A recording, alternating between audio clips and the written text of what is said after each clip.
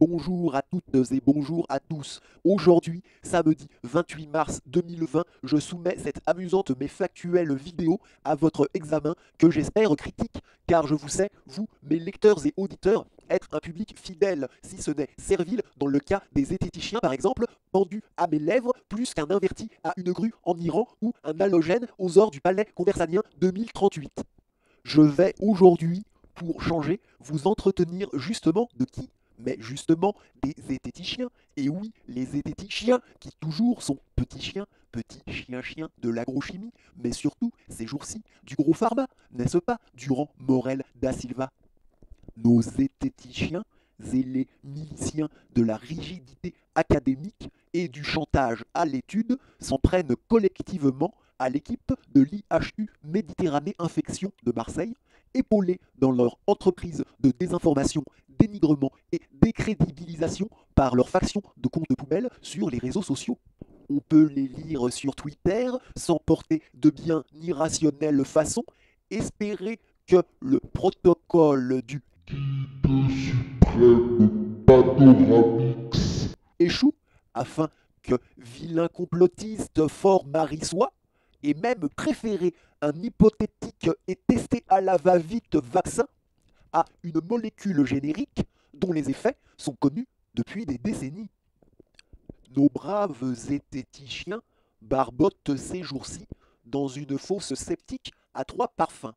Premier parfum, les contrats d'astroturfing, les liant directement ou non à des intérêts de l'industrie pharmaceutique, les contraignent à s'exprimer contre Raoult et son protocole. Seconde saveur, ce faisant, en respectant les contrats d'astroturfing, les liant directement ou non à des intérêts de l'industrie pharmaceutique, il se grille auprès du public, attirant l'attention des uns, confirmant les intuitions des autres.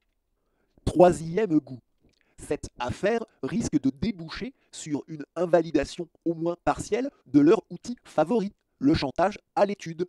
Ils le savent et c'est sans doute ce qui les inquiète le plus. Imaginez, suite à toute cette vilaine affaire, quelqu'un déclarait, deux points, ouvrez les guillemets. On pourrait essayer, ouvrez les parenthèses, telle pseudomédecine, fermez les parenthèses. Après tout, pendant la Covid-19, on a bien commencé à traiter avec des médicaments dont l'efficacité n'était pas en ce cas prouvée scientifiquement, mais sur la base de constats empiriques et de l'art d'un franc-tireur outrepassant les bonnes conduites en vigueur, on a appliqué proactivement une prophylaxie et des remèdes efficaces. Ceci est le cauchemar de l'épistémophaf, la preuve par le réel que l'appréciation empirique de relations entre les choses peut fournir des résultats probants, même en l'absence d'études reconnues par le consensus scientifique des pairs de points dans ton cul.